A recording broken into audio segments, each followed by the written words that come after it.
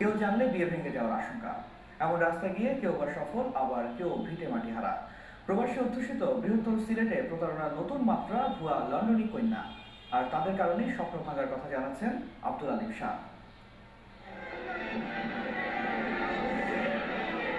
2011 সালের 12 নভেম্বর লন্ডনী কন্যা বিয়ে করে সারা জীবনের জন্য স্বপ্নের দেশে পাড়ি দেওয়ার লক্ষ্যে চট্টগ্রামের আনোয়ারার মুদি দোকানদার সুলতান বর সেজে সিলেট থেকে ঢাকায় আসেন।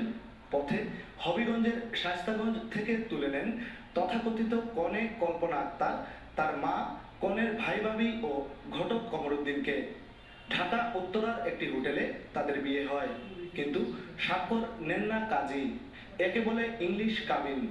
উল্টো বিয়ের খরচ হিসাবে কনের ভাইকে দিতে হয় 2.5 লাখ টাকা।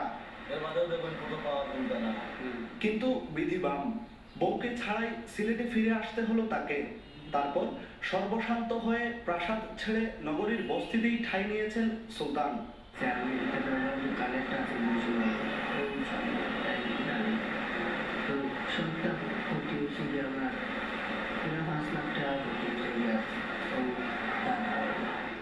আমার দাবি হয়েছে যে আমার সম্পূর্ণ টাকা আমি চাই।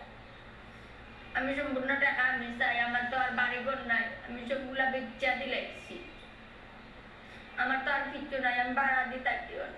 জগন্নাথপুরের কমরুদ্দিন, নবীগঞ্জের রুবেল, ছদ্মনামধারী কল্পনা বেগম ও তার ফুপু মিলেই এই প্রতারক চক্র।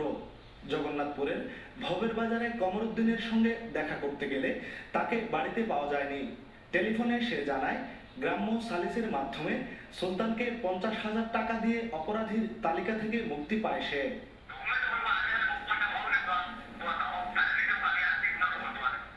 প্রতারক চক্রের বাকি 3 সদস্য, ভুয়া কন্যা, তার ফুপু ও প্রতারক রুবেলের খোঁজে গেলে জানা যায় তারা কেউই গ্রামে নেই।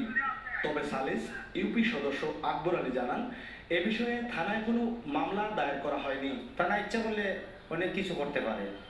পত্রপত্রিকা তুলছে, আমি তো নিজ অর্থ বলছি, কিন্তু থানার কত হইল বাদী হোক, মামলা করুক, এই একই অবস্থা। সিলেটের চাকরিজীবী বেলালের গল্পটি অন্যরকম।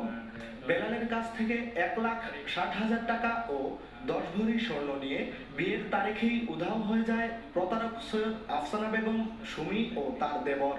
29 তারিখ আমার রাত হওয়ার কথা আছে, তখন মানে উল্টাপাল্টা বকের যে গালাগালি করে যে না এটা ফলস, এটা কোনো ডকুমেন্টস নাই, আপনারা যে স্বর্ণ টাকা পয়সা দিচ্ছেন ইত্যাদি ইত্যাদি। সুলতান, বেলালের মতো আরো 2 জন সিলেটের ব্যবসায়ী মমিন ও কুলাউড়ার নাসির উদ্দিন রুহেল সর্বশান্ত হয়েছেন।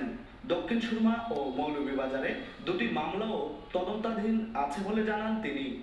এদিকে পুলিশ জানায়, এসব ঘটনায় আসামি গ্রেফতার হলেও সাক্ষীর অভাবে আদালত থেকে বেরিয়ে এসে আবারও এমন প্রতারণার কাজ শুরু করে।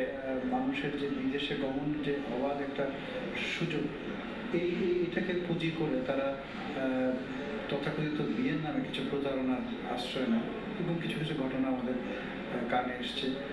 আসামি গ্রেপ্তার হয়, তারপরেও আমরা মনে করি এটা একটা সামাজিক অপরাধ। Abdul Alim Shah, ATN news, Sylhet. এবার অন্যান্য